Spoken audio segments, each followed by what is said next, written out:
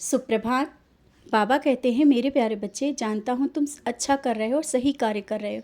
किसी को सही रास्ते पे ला करके उसको सही रास्ता दिखा रहे हो और सही राय दे रहे हो, समझा रहे हो। लेकिन बार बार किसी को समझाना भी सही नहीं है। एक बार समझा दो, अगर वो तुम्हारी बात नहीं सुन रहा है तो रुक जाओ, क्योंकि हो सकता है तुम्हारी बात की वो परवाह ही ना कर रहा हो। और ये मुझे भी नहीं अच्छा लगता है। तुम सबकी परवाह करते हो, सबको सही राय देते हो, और कोई जो तुम्हारा अपना है उसे तुम चाहते हो कि उससे कोई गलती ना हो और तुम उसे सही रास्ता दिखा रहे हो। लेकिन अभी वो उसको रास्ता तुम्हारा वो सही नहीं दिख रहा है, क्योंकि गलत रास्ते पे वो चलने लगा है। अभी रुको, इंतज़ार करो, थोड़ा समय है, रुक जाओ। वो लौट के तुम्हारी ही बातों को मानेगा, क्योंकि इंसान की फितरत होती है कि अच्छी बातें ना समझना। जब तक उन रास्तों पे वो चलेगा नहीं, तब तक उसे पता ही कैसे चलेगा कि वो रास्ता गलत था। अभी तुम रुको, और इस तरह से वो तुम्हें अनदेखा कर रहा है, इसीलिए तो मैं कह रहा हूँ अभी समय है, चुप होकर के बैठ जाओ और देखो। गलत वैसे हो नहीं पाएगा, क्योंकि मैं हूँ ना। चलने दो, आगे बढ़ने दो, देख लो कैसे क्या होगा, लेकिन संभल जाएगा, लौट आएगा और इसी बात को बाद में मानेगा।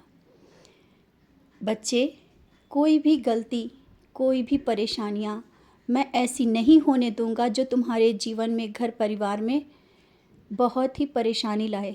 और अपनी चिंता और परेशानियों को बिल्कुल भी छोड़ दो, क्योंकि कोई भी परेशानी आने से पहले मैं तुम्हें बता देता हूँ। आज मैं इसलिए इस बात को कह रहा हूँ क्योंकि तुम उस बात को लेकर के परेशान हो कि कोई तुम्हारी बात क्यों नहीं मान रहा है। बच्चे, समय के साथ सब चलते हैं और अभी समय है, जिस तरह से वो चल रहे हैं चलने दो। घर में शांति का माहौल रखो। बार बार इस तरह से गुस्सा करना, चिड़चिड़ाना अच्छा नहीं है। इस तरह से तुम बार बार कहते हो ना, घर का माहौल भी ख़राब होता है और मुझे भी नहीं अच्छा लगता, क्योंकि मैं भी तो बैठा हूँ तुम्हारे घर में। तुम इस तरह से परेशान होकर के उस चीज़ को कहते हो, और यहाँ तक तुम मेरे पास आने के लिए कहते हो, उसको समझ में नहीं आता है।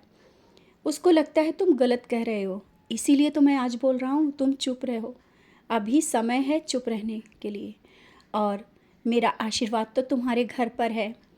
हर एक को अलग तरीके से शिक्षा देनी है, तो अभी मैं उसको नए रास्ते पर ले जा रहा हूँ और कुछ नई शिक्षा देना चाहता हूँ।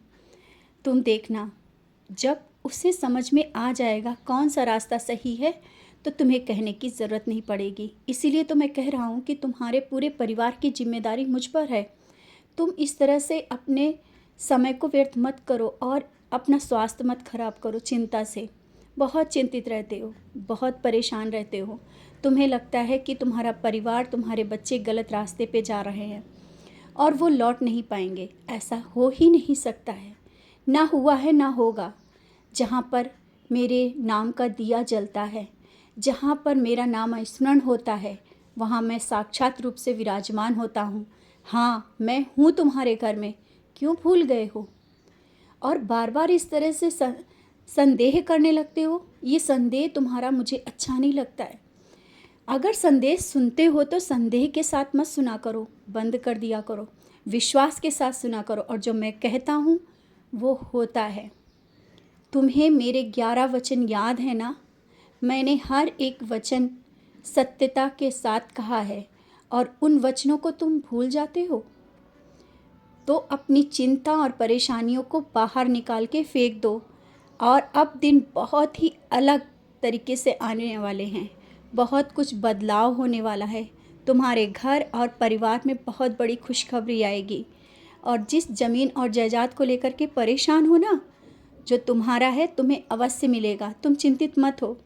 और बहुत ही जल्दी तुम कुछ ऐसी ज़मीन या कुछ ऐसा कार्य करोगे जो ज़मीन जायदाद से जुड़ा हुआ, जो बहुत दिनों से सोचा हुआ है, उसमें सफलता मिलेगी।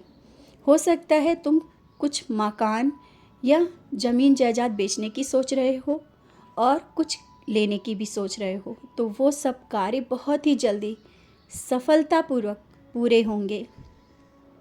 तुम्हारा हर एक सपना पूरा होगा। अब इसमें संदेह मत करो। खुश रहो और मुस्कुराते रहो। मैं हूँ तुम्हारे साथ। तुम्हारा पिता, तुम्हारा साईं, सब कुछ देने के लिए मैं बैठा हूँ। समझ रहे हो ना? संदेह मत करो और चिंता मत करो, सब कुछ मुझ पर छोड़ दो। मैं सब कुछ दूंगा और सब कुछ करूँगा। खुश रहो।